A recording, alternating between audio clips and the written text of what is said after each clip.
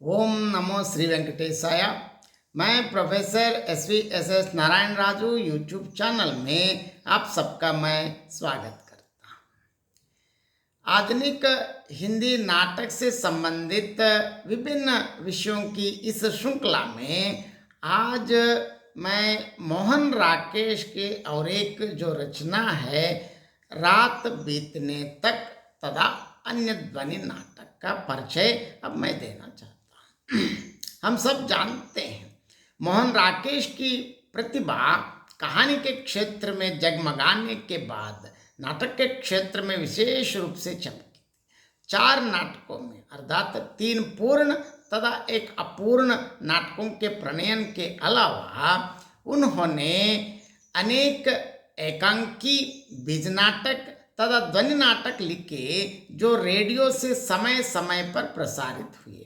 उनके सभी नाटक साहित्य के उसी तरह अंग हैं जैसे कि रंगमंच के, और यहाँ उन्होंने हिंदी की परंपरागत नाटक विधा का नया मार्गदर्शन किया। रात बीतने तक शीर्षक एकांकी बाद में प्रकाशित लहरों के राजहंस की पूर्व झलक मिलती है। उनके प्रथम और सफल नाटक आषाढ़ का एक दिन का रेडियो रूपांतरण भी संग्रह में है, और उनकी प्रसिद्ध कहानी उसकी रोटी का भी, जिसे नए सिनेमा आंदोलन में सबसे पहले फिल्माया गया। उनके मनोहारी यात्रा वृत्तांत आखिरी चट्टान तक का रेडियो रूपांतरण भी इस संकलन में सम्मिलित है। संस्कृत की अमर नाट्य कृतियों के प्रति मोहन राकेश जी का आकर्षण उनके लिखे नाटक विधा में दिलचस्पी और प्रेरणा का कारण बना। इसका एक और प्रमाण यही संगृहीत स्वप्न वासव दत्तम के रेडियो रूपांतरण में मिलेगा। हम सब जानते हैं मोहन राकेश जी 3 दिसंबर 1972 3 दिसंबर 1972 को एकाएक हृदय गति रुक जाने के देहावसान के उपरांत उनके अप्रकाशित एकांकियों और बीज नाटकों के संकलन के प्रकाश के बाद उनके ध्वनि नाटकों का संग्रह रात बीतने तक तथा अन्य ध्वनि नाटक शीर्षक का प्रकाशन 3 दिसंबर 1974 3 दिसंबर 1974 को हुआ है। नाटककार मोहन राकेश का यह संग्रह आधुनिक ध्वनि नाटकों में उल्लेखनीय है। मोहन राकेश ने नाटककार के रूप में आषाढ़ का एक दिन और आधे अधूरे की रचना से हिंदी रंगमंच पर अपना महत्वपूर्ण स्थान बना लिया है। अपने नाटकों में ध्वनि और शब्द के बल पर कई प्रयोग किए हैं। उनके ध्वनि नाटकों के इस संग्रह में भी वातावरण की सजीवता, पात्रों का अंतर्द्वंद्वपूर्ण चित्रण, यथार्थ की सूक्ष्म पकड़ और सशक्त ध्वनि प्रयोग लक्षणीय है। इस संग्रह में 3 स्वतंत्र ध्वनि नाटक सुबह से पहले, कुंवारी धरती, दूध और दांत है। 2 पूर्ण नाटकों के ध्वनि रूपांतर रात बीतने तक, आषाढ़ का एक दिन है। एक संस्कृत नाटक की हिंदी रूपांतरण, स्वप्न वासव दत्ता की एक कहानी का ध्वनि रूपांतरण, उसकी रोटी, तथा अंतिम ध्वनि नाटक आखिरी चट्टान तक उनके यात्रा संस्मरण को ध्वनियों व संवादों के बल पर जीवंत बनाने का प्रयत्न है। इस रचना की कथा वस्तु का आधार ऐतिहासिक, हम सब जानते हैं। इतिहास के माध्यम से नाटककार समकालीन संबंधों की व्याख्या प्रस्तुत करना चाहते हैं। रात बीतने तक वस्तुतः शाक्य वंश के राजकुमार नंद की कथा पर आधारित लहरों के राजहंस का पूर्व रूप है। सुंदरी के कामोत्सव के आयोजन की करुण परिणति और गर्व भंग पर आधारित यह नाटक लहरों के राजहंस की अपेक्षा अधिक सशक्त और रुचिकर है। रूप गर्विता, सुंदरी का अहमवादिता और स्वयं को सर्वे सर्वा समझने के चरित्र का परिचय नाटक के प्रारंभ में ही उसके संवादों से दर्शक को मिल जाता है। उसके हंसने, गौतम बुद्ध के त्याग व निर्वाण तथा यशोधरा की पीड़ा का उपहास उड़ाने, आदि संवादों से विकास प्राप्त करता हुआ ध्वनि नाटक मध्य भाग में संघर्षपूर्ण होकर सुंदरी की करुण नीति के साथ समाप्त होता है। बुद्ध के निर्वाण की कामनाओं का उदात्तीकरण करने वाली सुंदरी अंततः बुद्धम शरणम गच्छामि जैसे शब्दों में ही सहारा खोजती है। नाटक का कथानक अत्यंत सुसंगठित और मार्मिक है, तथापि नंद के मानसिक संघर्ष को इसमें पूर्ण अभिव्यक्ति नहीं मिल सकी। ऐश्वर्यों में लिप्त तथा मदिरा कोष्ठ में सोए व्यक्ति का एकाएक 3 वाक्य सुनते ही डूब जा अंधेरे में डूब जा, तेरे लिए कोई दीपक नहीं जलेगा, भिक्षु बन जाना स्वाभाविक प्रतीत नहीं होता। इस परिवर्तन से पूर्व नंद की मानसिक व्याकुलता को सशक्त अभिव्यक्ति आवश्यक थी। इस नाट्य रचना को सफल बनाने में मोहन राकेश ने कई नवीन प्रयोगों, संवाद योजना, ध्वनि एवं संगीत की अनूठी व्यवस्था का सहारा लिया है। एक ध्वनि नाटक की सफलता का श्रेय संवादों, ध्वनि प्रयोग और वाद्य संगीत पर निर्भर करता है। इस दृष्टि से यह नाटक एक सफल ध्वनि नाटक कहलाने योग्य है। संवादों में पात्रों के चरित्र और परिस्थितियों को सजीव करने तथा द्वंद्व को मुखरित करने की अपूर्व क्षमता है। नंद के समय पर ना लौटने से सुंदरी की मानसिक अवस्था का संशय, भय और भविष्य का अंधकार कितना प्रभावशाली बनकर आया है, उसके निम्न संवाद देखेंगे हम। वे नहीं आएंगे तो क्या होगा? जीवन किस दिशा में जाएगा? मेरा विश्वास किस दिशा में जाएगा? नहीं, मुझे अपने विश्वास को सहारा देना होगा, परंतु कैसे? नाटक के बीच बीच में ध्वनि प्रयोग के संकेत वातावरण और पृष्ठभूमि को सजीव करने में सहायक है।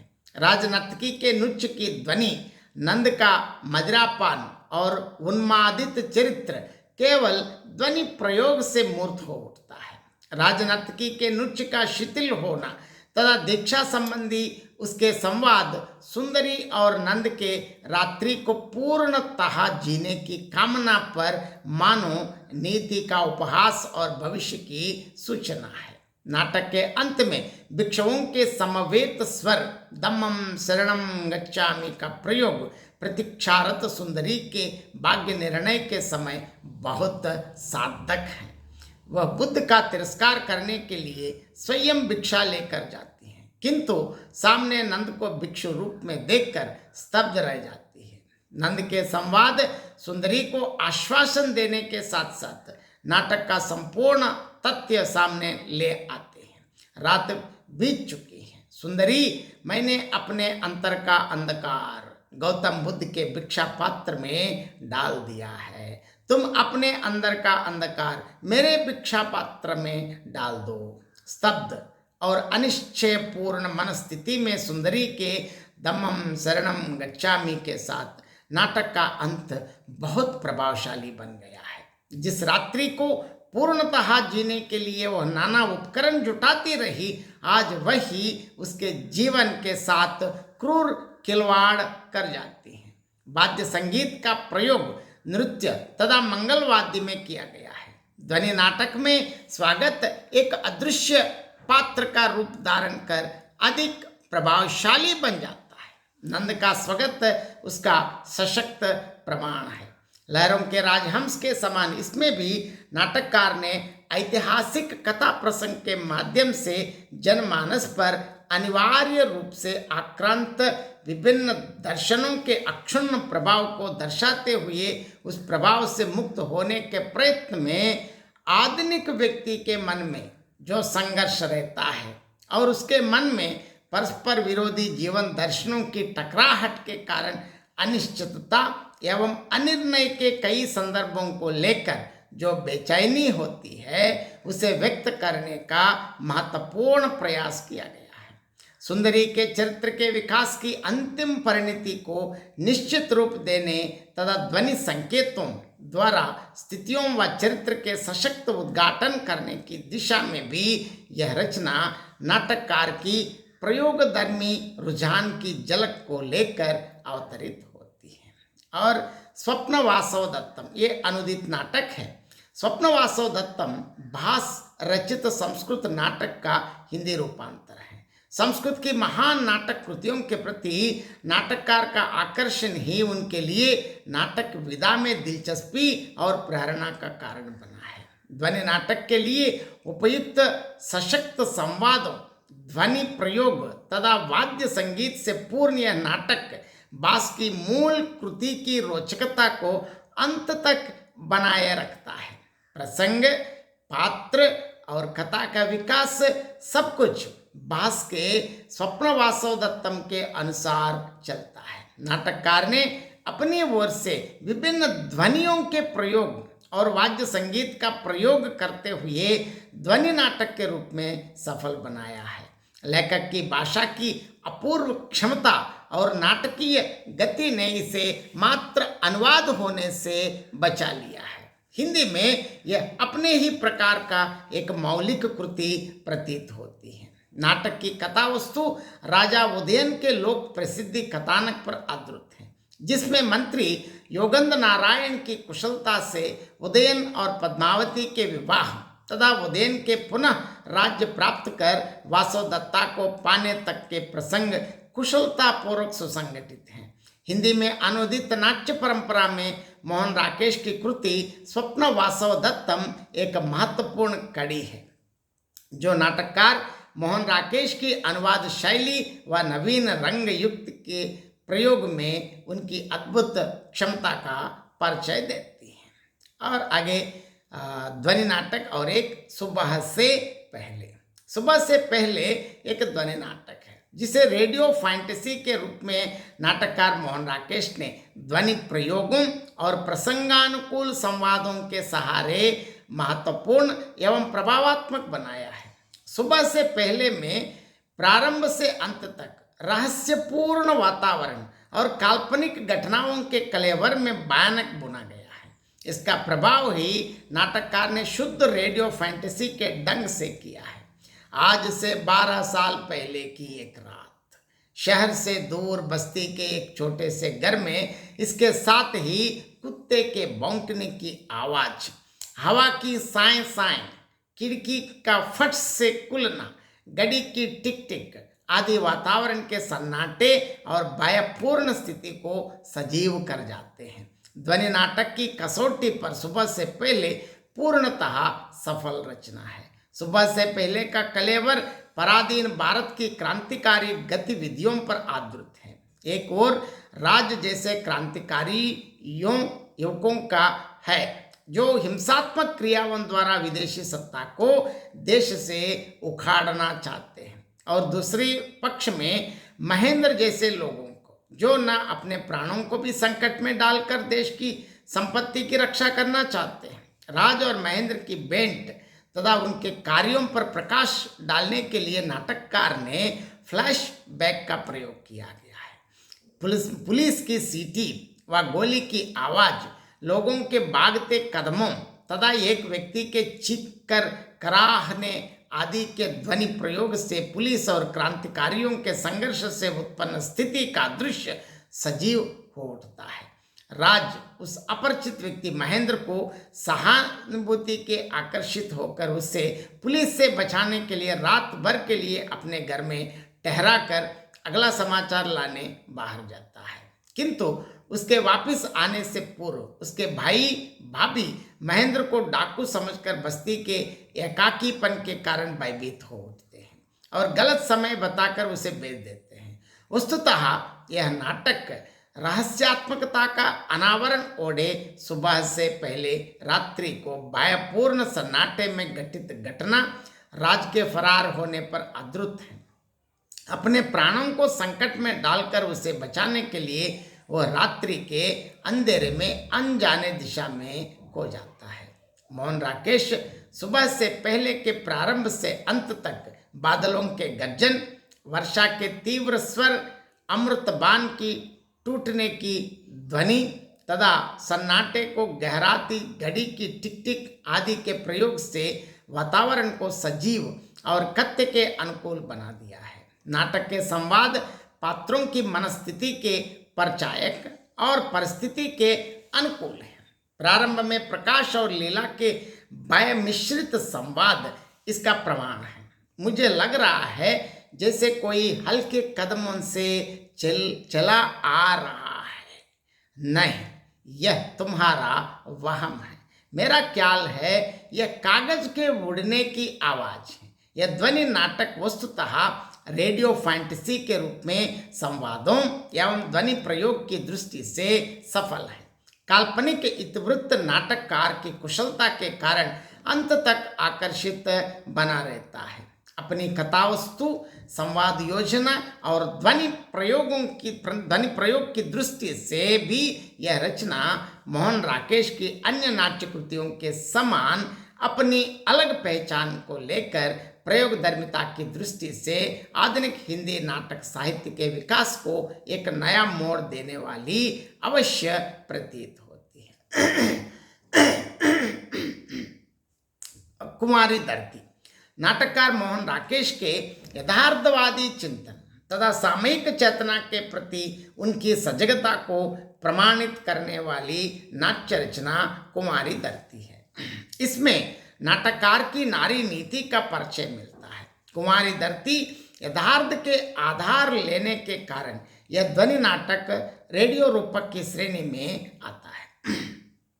कथावस्तु मध्यम वर्गीय परिवार की है, जिसके माध्यम से नाटककार ने स्वतंत्रता के पश्चात नारी की परिवर्तित स्थिति के गुण दोषों का विश्लेषण किया है। नाटक का कथ्य रजनी नामक युवती पर केंद्रित है। रजनी के प्रत्येक क्षेत्र में बुद्धिमत्ता और प्रतिभा देखकर उसके पिता उसे सब अधिकार दे देते हैं, परंतु केवल शिक्षा ही मनुष्य के जीवन का पूर्ण अनुभव नहीं दे सकती। रजनी के जीवन की त्रासदी का मूल भी यही है।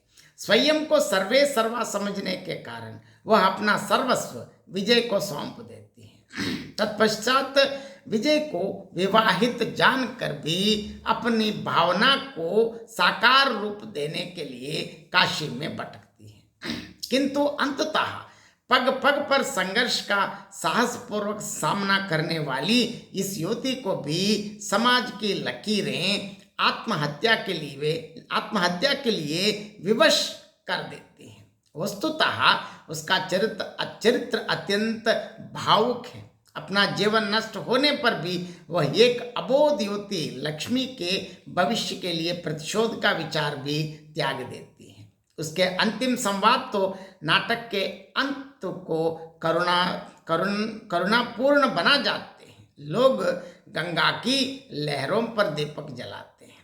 मेरा अंत भी आज दीपक की तरह आलोकित है। यह दीपक एक और दीपक को अपनी ज्योति देकर आज गंगा की लहरों पर एक प्रतिभाशाली जीवन का केवल भावना के कारण हुआ यह अंत नाटक को मर्मस्पर्शी बनाता है।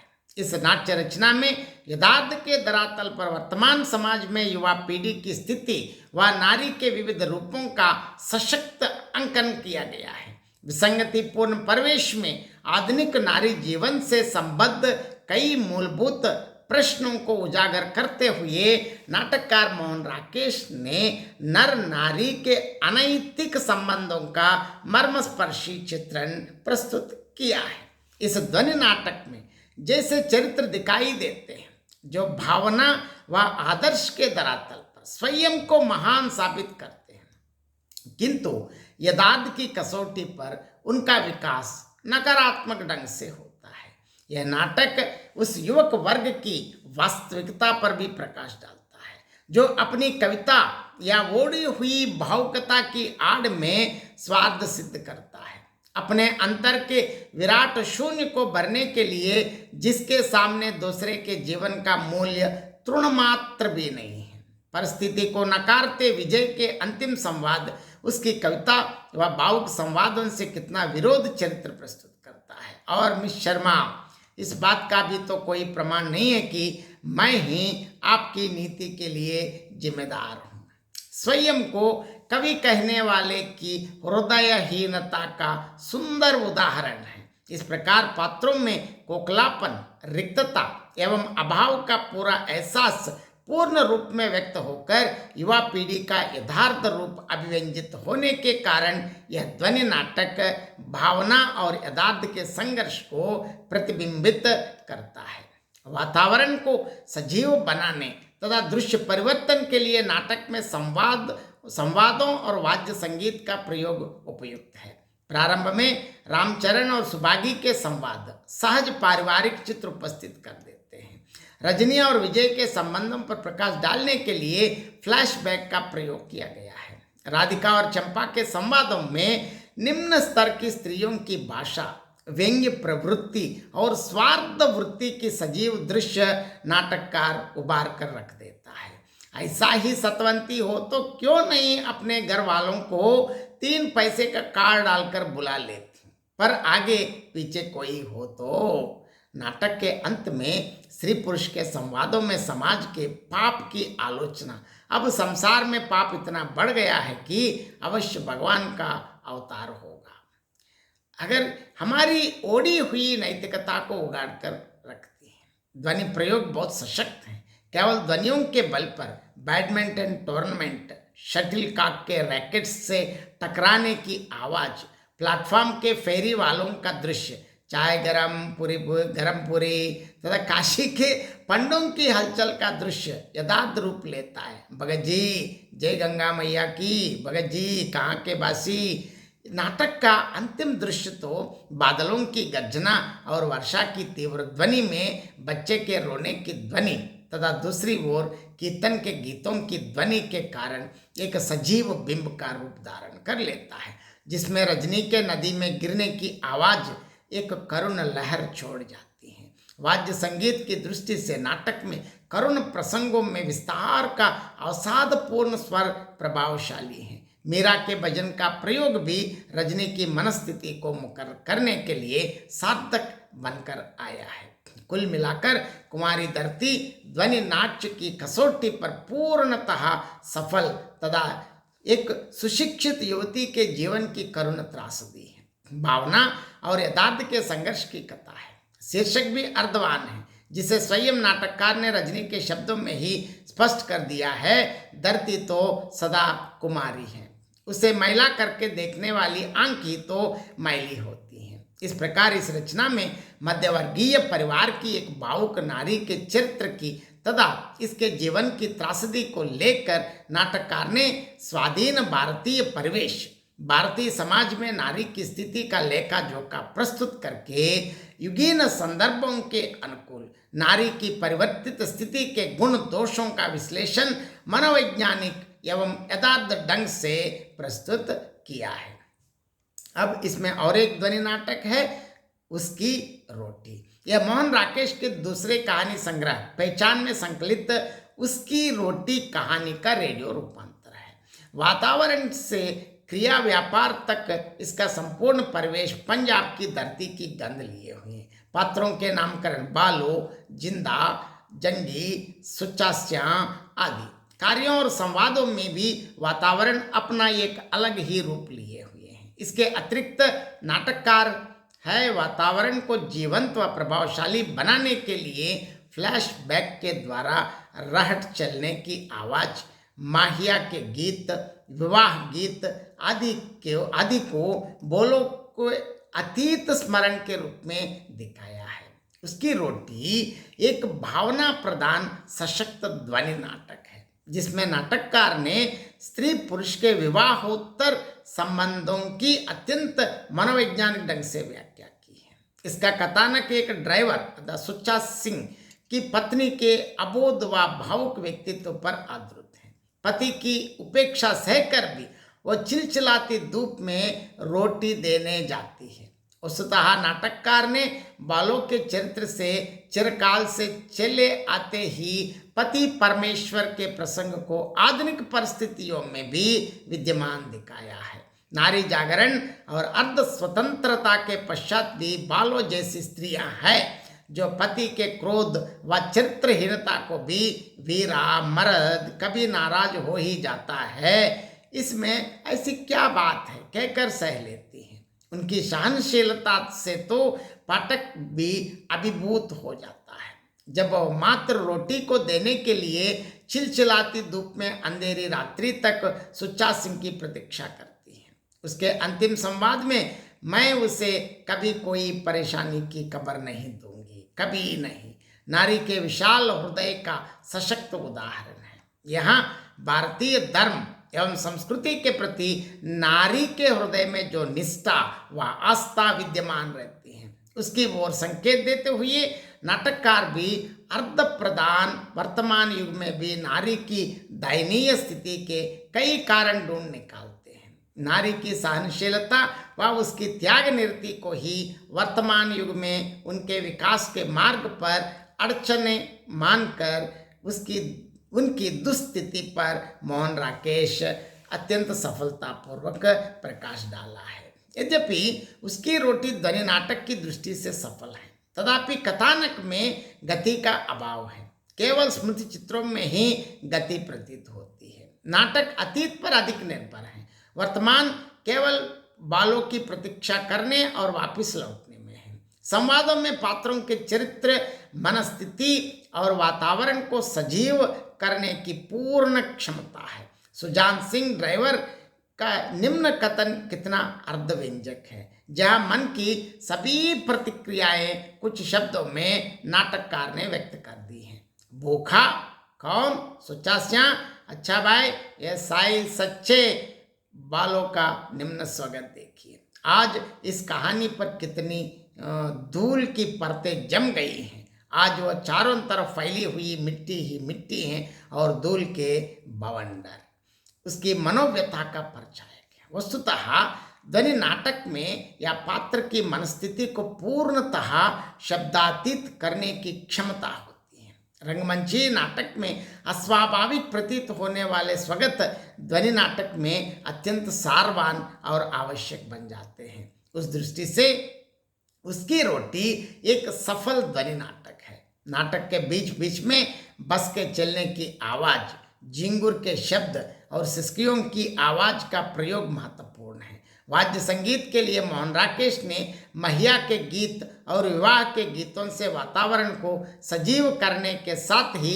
बालों की व्यथा को शब्द देने में भी सफलता प्राप्त की है। विवाह के प्रारंभ की भावनाएं कुछ समय के पश्चात ही धूल की परतें बनकर रह जाती हैं। कुल मिलाकर यह एक भावना प्रधान एवं सशक्त ध्वनि नाटक है। मनोवैज्ञानिक दृष्टि से आधुनिक नारी के चरित्र का विश्लेषण प्रस्तुत करने और सशक्त संवादों व ध्वनि प्रयोगों द्वारा नारी चरित्र का उद्घाटन होने की दृष्टि से भी उसकी रोटी अत्यंत सफल बन पड़ा है।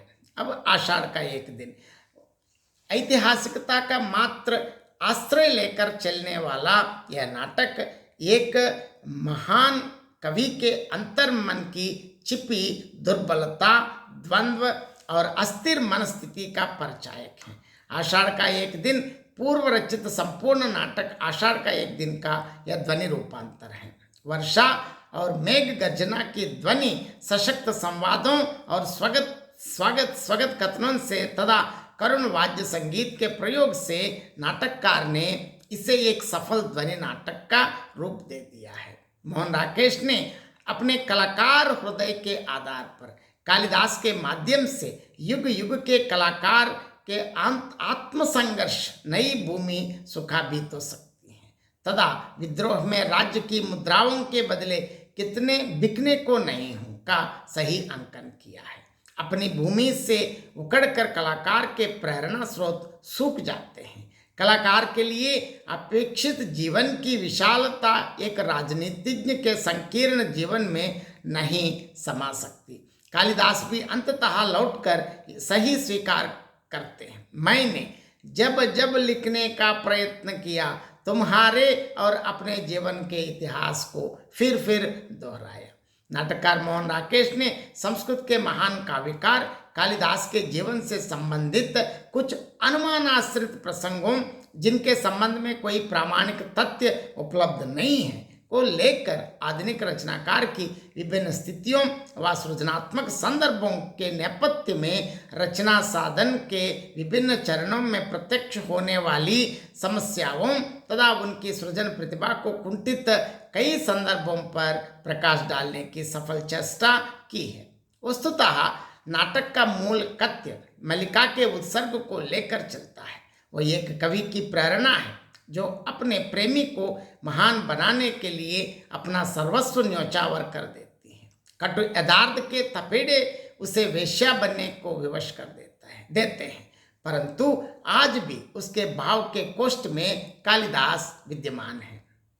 मैंने अपने भाव के कोष्ठ को रिक्त नहीं होने दिया, परंतु मेरे अभाव की पीड़ा का अनुमान लगा सकते हो। अंततः उसके जीवन की करुण परिणति देखकर पुनः हद से प्रारंभ की बात कहने वाला कालिदास भी चुपचाप पलायन करने के अतिरिक्त कुछ नहीं कर पाता। सचमुच उसका जीवन कोरे पृष्ठों का महाकाव्य है, जिसमें उसकी व्यथा और अभाव को साकार करने में शब्द भी अक्षम है। यहाँ नाटक की नायिका के रूप में भावना का वर्णन करने वाली और अपने प्रीतम कवि कालिदास की सृजन प्रतिभा को उत्कृष्ट बनाने के लिए स्वयं के जीवन को समर्पित करने वाली मल्लिका के चरित्र का अंकन मनोज्ञ ढंग से किया गया है।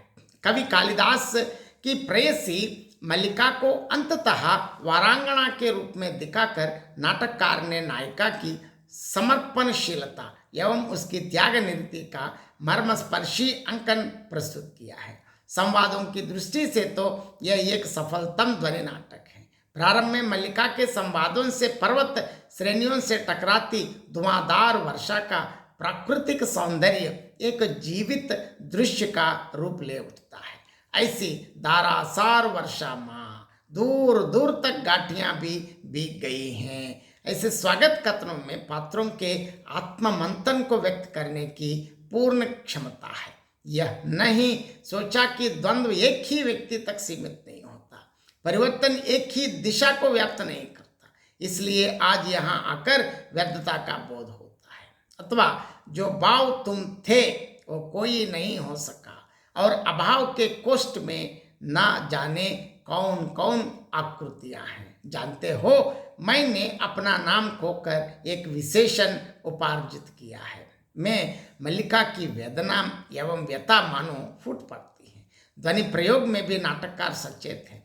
प्रारंभ से अंत तक मेघ गर्जना, वर्षा की तीव्र ध्वनि, घोड़े के टापों की ध्वनि, सितार का करुण स्वर आदि के प्रयोग से कई मार्मिक स्थल अधिक अर्धपूर्ण व प्रभावशाली बन गए हैं। अवधि की दृष्टि से यह नाटक इस संग्रह में सबसे बड़ा है। नाटक का अंत मल्लिका की सिसकियों में डूबी और वर्षा के तपेड़ों में निराश्रित श्री भटकती पुकार के कारण बहुत मर्मस्पर्शी बन गया है। तुम कहाँ चले गए कालिदास, कालिदास। ध्वनि विशेषता के कारण मेघ गर्जना तथा वर्षा का स्वर इस नाटक का ध्वनि रूप संपूर्ण नाटक की अपेक्षा अधिक सफल है। काल परिवर्तन के संकेत के लिए प्रवक्ता की आवाज का प्रयोग सार्थक है। इस प्रकार स्वागतोक्तियों, लंबे संवादों तथा ध्वनि प्रयोगों के कारण यह ध्वनि नाटक अत्यंत विशिष्ट बन गया है। दूध और दांत ध्वनि नाटक एक ग्रामीण कथा वस्तु को लेकर रचा गया है, जिसमें ग्रामीण लोगों की आर्थिक विपन्नता व उनकी कई समस्याओं का यथार्थ चित्रण पाया जाता है। दूध और दांत नाटक में बाढ़ से उत्पन्न करुण स्थिति का सजीव अंकन है। नाटक का प्रारंभ ही एक विरह गीत के करुण स्वर, मेरा रुटिया मीत मिलाई की मुद्दतों वे बीत गटियां, तथा बादलों के तीव्र वर्षायुक्त भयानक गर्जन में रावी का बांध टूट गया हो, शब्द से उत्पन्न लोगों की भाग दौड़ व कोलाहल के साथ होता है। बाढ़ से बेघर बार होकर लोगों का भटकना, बच्चों के भूख की व्याकुलता और ऐसी करुण परिस्थिति में भी रोटी का लालच देकर शरीर खरीदने वाले लोग, इन सबको नाटककार की अनुभव परिपक्व की दृष्टि ने सत्य रूप में प्रस्तुत किया है। राजकरनी और पाशी को बाढ़ का एक ही दिन जगत की काली माँ का परिचय दे जाता है। दूध के अभाव में बच्चे के दांतों की चोट से तंग आकर माँ अर्थात राजकरनी अपने बेटे को त्यागने को विवश हो जाती है, किंतु माँ का वात्सल्यपूर्ण हृदय विवशता को कितनी देर तक ढो सकता है। राजकरनी लाली को किस अन्य दंपति के पास देखते ही अर्धरात्रि में उसे उठा लाती है और बाढ़ के पानी में ही अपना सर्वस्व समेटे घर की ओर चल देती है। लाली को पाकर अब मैं सोच रही हूँ पाशी की कितनी और चीजें हैं जिन्हें हम छोड़ आए हैं। घर, गाय, खेत, जमीन, वो सब बोल नहीं सकते और रोकर हमारे पास भी नहीं आ सकते, मगर वो सब हमारे हैं। हम उन्हें छोड़कर कैसे रह सकेंगे।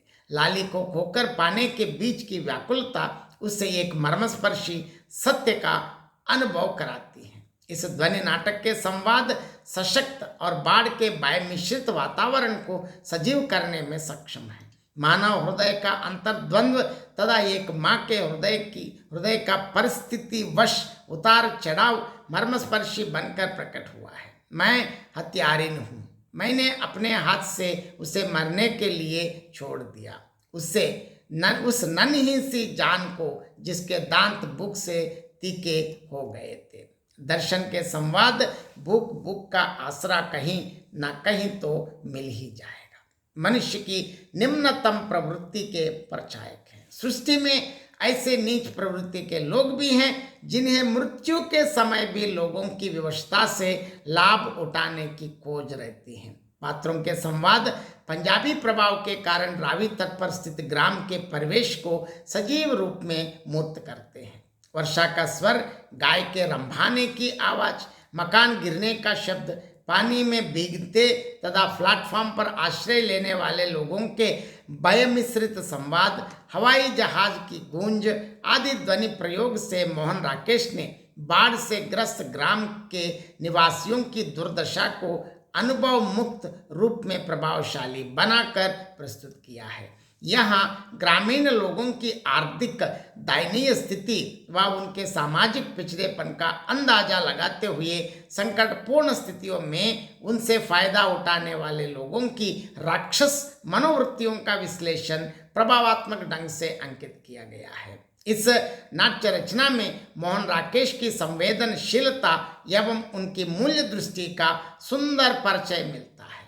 अपनी कथ्यपरक संवेदना एवं मूल्यगत विवेचन के संदर्भों के कारण यह नाट्य रचना विशिष्ट बन पड़ी है। आखिरी चट्टान तक मोहन राकेश कृत आखिरी चट्टान तक ध्वनि नाटक में वर्तमान भारतीय समाज के यथार्थ स्वरूप का दिग्दर्शन व्यापकता के साथ किया गया है। यह ध्वनि नाटक मोहन राकेश के पूर्व रचित यात्रा संस्मरण आखिरी चट्टान तक का संक्षिप्त रूप को ध्वनि रूपांतर देने का प्रयत्न है।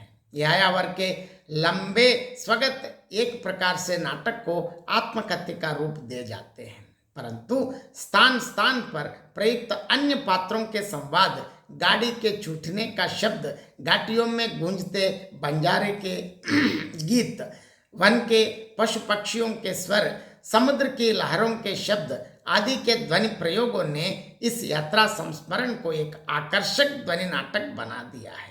विविध स्थलों का प्राकृतिक सौंदर्य, जनमानस के विश्वास और उनकी आस्थाएं, समाज में प्रचलित आचार विचारों को सजीव अंकन इस रचना में किया गया है। आखिरी चट्टान तक में समाज का आर्थिक वैषम्य सजीव रूप में मूर्त होता है।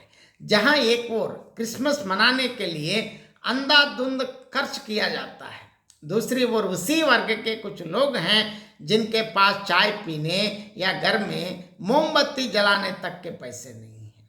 अर्थ हमारे जीवन में आज इतनी प्रमुखता पा गया है कि भावना, परिवार, व्यक्तिगत जीवन उसके सामने नगण्य बन जाते हैं। नंदलाल और हुसैनी जैसे लोगों की भटकती जिंदगी इसका प्रमाण है।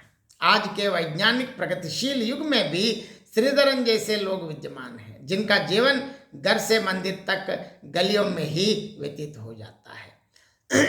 कन्याकुमारी के मनोरम तट, जहां समुद्र के माध्यम से स्थित चट्टान सूर्यास्त देखने का स्थल होने के साथ साथ बेकार व विवश लोगों की आत्महत्या का स्थल भी है। वस्तुतः यह संपूर्ण विवरण एक भावमयी कविता के समान उभरता है। यायावर के व्याकुल मनस्थिति से प्रारंभ होने वाली यह यात्रा अंत तक उसी मनस्थिति में ही रहती है। इस यात्रा ने क्या मन की भटकन को कुछ शांत किया, या कि इस यात्रा का कुछ और भी अर्थ रहा है। वस्तुतः उक्त यह ध्वनि नाटक अपने यात्रा संस्मरण रूप में ही अधिक सफल है। राकेश की प्रयोग वृत्ति ने विभिन्न पात्रों के संवादों और ध्वनि प्रयोग, गाड़ी, बस आदि के ध्वनि तथा वाद्य संगीत के बल से इसे ध्वनि रूप देने का प्रयत्न अवश्य किया है।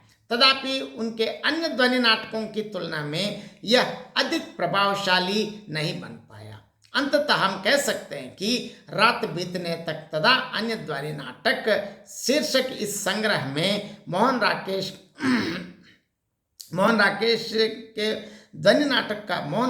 को ध्वनि नाटककारों की श्रेणी में भी एक कुशल नाटककार के रूप में प्रतिष्ठित करता है। यथार्थ का चित्रण और मनुष्य के अवचेतन की पहचान ने उनके संवादों को मर्मस्पर्शी बना दिया है। भिन्न ध्वनि प्रयोगों और वाद्य संगीत के बल पर वे वातावरण, पृष्ठभूमि और देश परिवर्तन को विश्वसनीय रूप से प्रस्तुत करते हैं। स्वातंत्र्योत्तर ध्वनि नाटकों में उनका यह संग्रह सफलतम कृति के रूप में उल्लेखनीय है। बहुत बहुत धन्यवाद।